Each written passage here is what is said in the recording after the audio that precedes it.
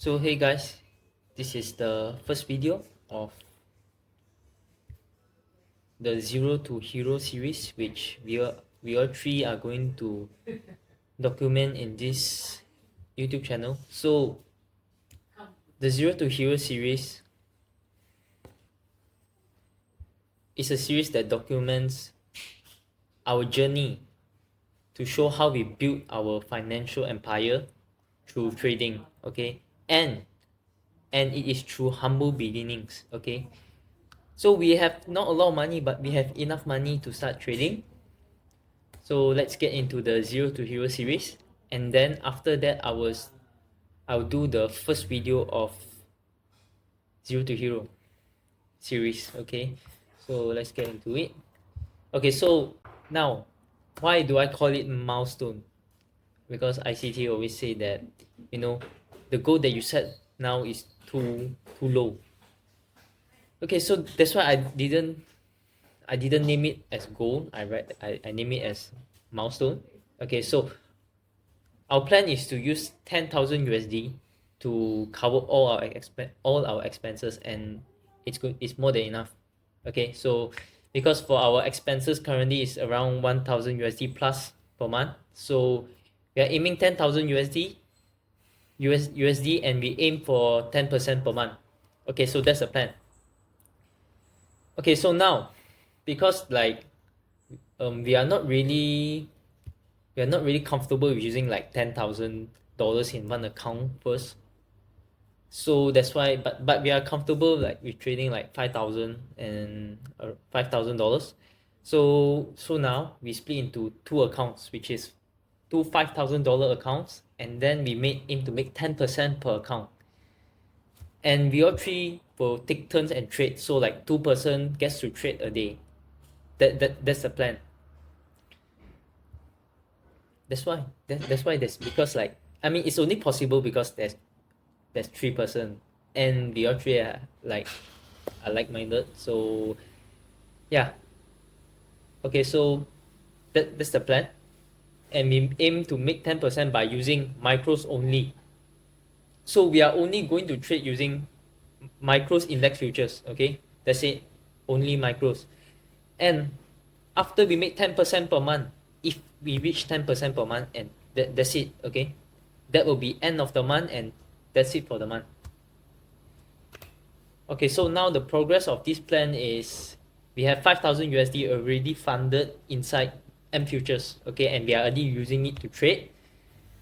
So the Zero to Hero series will have all the trades that we made, okay, with the live accounts with the 10,000 USD. So at the moment only 5,000 USD is being used to trade. Okay, the other 5,000 USD we have not funded the account yet, but we are in the process of creating the account. Okay, so we will journal up the trades that are made using those two accounts. Okay, so this is the M futures account that we are using. Okay, just to clarify, okay, M live, okay, is a live account, and look at the account number. Okay, this is the account that we are going to use to trade. Okay, as you can see now, the account balance is around 4,778 and 70 cents. Okay, I think it was around 4,800. Okay, 4,800 to 900. We didn't really put $5,000 inside. So yeah. Okay, so now entering the second part of the video, which is a weekly review on the 12th of September week. Okay, so it was a FOMC week. So I decided to start documenting the trades from that week. Okay, so on that week, since your FOMC and FOMC Wednesday, so I traded it, and I traded Tuesday. Okay, Tuesday. So FOMC week generally I don't trade before on the FOMC days we don't trade. Okay, but for this day, since price already move a lot and that kind of thing, like it moved a lot during Thursday and Friday, so we decided that, we decided that no trading. Okay, as we only trade the AM session. Okay, so for this week, okay, round up only one trade is taken and it was a losing trade. Okay, so I was the one that took the trade. Okay, so my thoughts on the trade was okay. Okay, so basically I followed all my rules. I traded with logic. I didn't chase price. It's just me seeing it wrongly. That's it. Okay, and I took it as a part of trading. So losing is just like what ICT say. Losing is a part of the business. Okay, so so for me, how I view all my trades. Okay, doesn't matter it make money or not. It always win in terms of the experience, and how you use the experience. That is really important. That's what ICT always say. Positive self talk yourself. So for me, how I say it is like every experience I gain through trading will contribute to the growth of me as a trader, the analyst in me. That's why it's just that I paid money for the experience, but sometimes it's free because it's not just free, it's bonus. Like if I make money, it's bonus. I win money, I win the experience. But if I lose money, it doesn't matter. I just paid for the experience. That's it. And it's just like the repetitions as you do, you will just get better. That's it. The more you do, the more you get better. And how you do it, that's why I journal up the trade. I gain all the XP. I burn every fucking detail into my mind. What I did wrongly, what I could have done better, everything. I make sure I just journal everything to make sure that this trade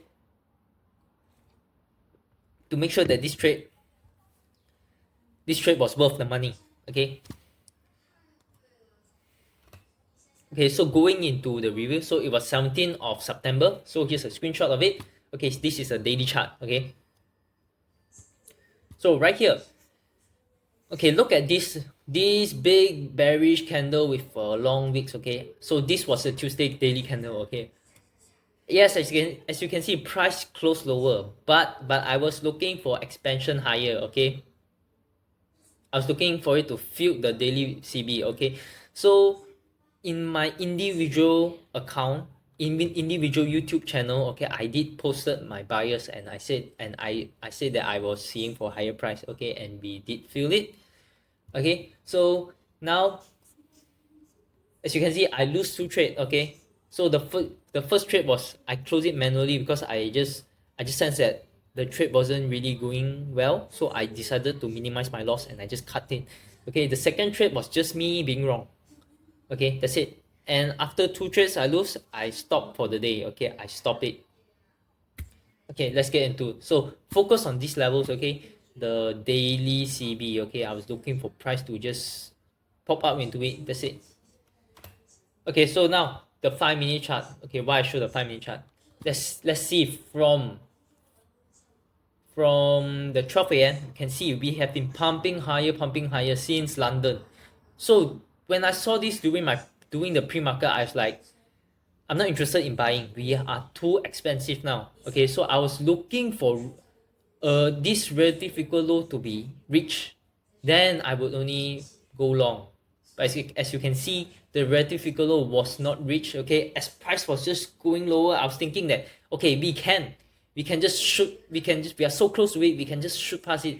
And you see the next slide. Okay, the next few slides, that Nasdaq made that lower low and took out the London lows, but ES did. Okay, so I was seeing like for ES to follow suit. Okay, but it didn't, so never mind. Okay, let's take a look here. Okay, look at the new week opening gap. It just hits it and then we shoot higher. Okay, shoot higher into my daily CV empty portion. So yes, I was right with the direction, but I lost money. That's why trading is not about being right. Okay. Okay, so as you can see, this is the opening range gap. Okay, this is the regular trading hours point of view. As you can see, I drew a fib out. Okay, we have the CE. We have the CE right above the relative equal lows. That is why I was thinking that okay, we can reach the CE of it. But okay, remember when we are bullish, it's good to see price just staying above the upper quad. upper quart of the gap, any gap. Okay, so for me, how I see it, like during reviewing, okay, during reviewing now that I see that you can see for ES we didn't even reach for the CE, and I was looking for bullish price, as you can see. So this just indicates that it's really bullish. Okay. Okay, now look at here. Okay, Nasdaq. We did just poke lower to the relative equal low, and if you go and look at the opening range gap of Nasdaq, we also reach for the CE of it. Okay, we reach for the CE of the opening range gap, but ES didn't do so. So I was thinking that ES should follow suit Nasdaq, but I was just wrong. Okay. So some insights I gained from this trade is like I shouldn't expect ES to follow, but I should expect the Nasdaq to follow each, because I was looking for an ES to follow suit, which make it like a six sister approach, but it was actually SMT. It was the XMT divergence. You can see Nasdaq made the lower low, but ES didn't make a lower low. ES make a higher low. ES is indicating strength. Okay, so what I gain is like maybe, so I just view it wrongly. Okay, so SMT divergence and the six sister, I think it did, for me now I gain from my experience is based on the narrative. Okay, I might be wrong, but never mind. It's just what I see now. Okay. Okay, so back to ES. As you can see, 10 a.m. Okay, so like what ICT taught during 2024, the Kalos model, you can see 7 a.m. Okay, we made relative equal lows, we pierce it, okay, and then we move higher. Okay, 7 a.m. Then we have relative equal, we move higher, create some relative equal high, then 8:30 we just overshot it, we just 8:30 a.m. news, okay, we just took out the buy sides. Okay, now we look for sell sides to be reached. Okay, but 8:30 just hovering around, then 9:30 a.m. opening, we went lower into and take out sell side and into the order block. Okay, the order block is right here. Look at the price, look at the bodies. Okay, the bodies were staying above the mean threshold of the order block. Okay, and we have a breaker also. Okay, look at the breaker was holding the bodies of the price, so the bodies tell the story. But at that time I wasn't viewing it as like that. I was seeing for price to just shoot lower to this relative equal low and reach the CA, and then I would entertain the idea that okay, we are going to go higher, but I was just wrong. Okay, so I think that when price validates this order block, it just trades up. Okay, that's when the SMT was it validated the order block. Okay, then we are going higher.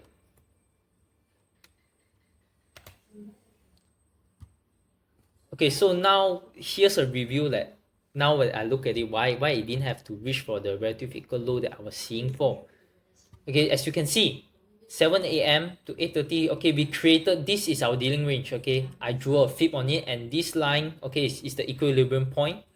As you can see, 7 a.m. after we created this equilibrium point, this dealing range, sorry, we created it, and then we stick in premium for some time, and then we shoot lower and reach a discount. Okay, so I remember ICT got say this before, like if generally the opening range is a Judas swing. So if I was seeing to be bullish, 9:30 a.m. sharp drop, that would be very nice for me to see a bullish price, right? So 9:30 a.m. drop. Okay, we drop lower and then wait till 10 a.m. Okay, 10 a.m. look, we validated the order block, supported off the old order block, this order block here, and then we started a nice price run, shooting higher and reaching for the daily CV unfilled portion. So if I had took this trade, okay, my terminus would have been the the empty portion of the daily CB low. Okay, the lowest hanging fruit. That's it. I will have take my profits there and that's it. Okay. So as you can see, price did enough inside the discount already. Look, sell sides. Okay, sell sides taken here, sell sides taken once more here and once more here. So we taken sell side here, we taken sell side here.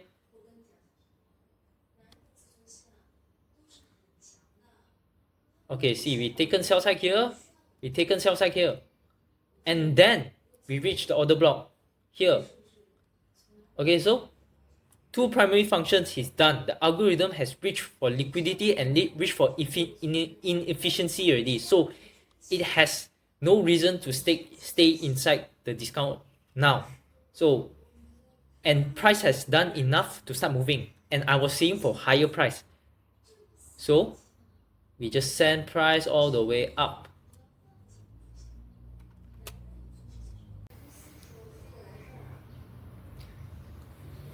Okay, so now here is the trade executions. Okay, so it's sped up like times 10 already.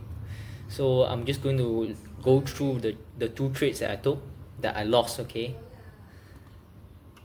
Okay, so here is the first trade that I entered. Okay, I entered on the CB here. Okay, I was thinking that price should leave it unfilled. Okay, it's just entering a premium to send price lower as I am looking for the relative equal low. Okay, remember, I'm looking for a relative equal low to be hit. Okay, so this is I done this trade on 9:31. Okay, 9:31 a.m. Okay, so let's see the trade. So you see I put the stop loss. Okay, I put the stop loss right above the short-term high here.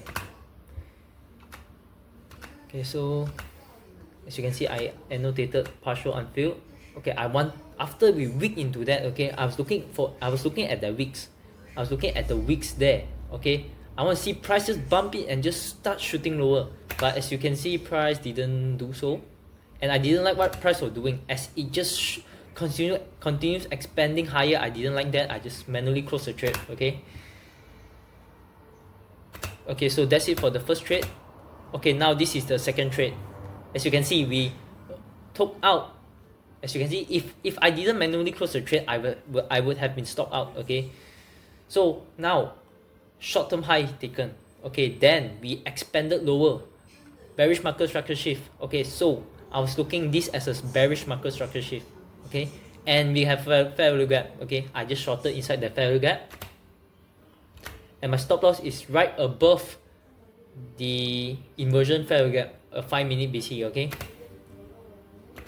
so now price touch it.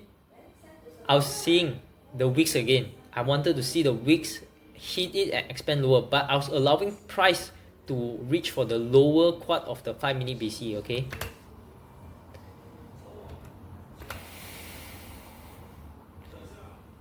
okay, so initially I like that reaction. Okay, I outlined the opening range gap, levels. Okay, so now I throw my stop loss. Okay, I throw my stop loss. Now I just want to see expanding lower. Okay, oh, I'll just stop out. Okay, I'll stop out. That's it. I was just wrong. Okay, now as you can see, look at the account number. Okay, I lost $27 on the two trade. Okay, that's it. Okay, so that's it for today's video, and see you guys in the next video. Bye.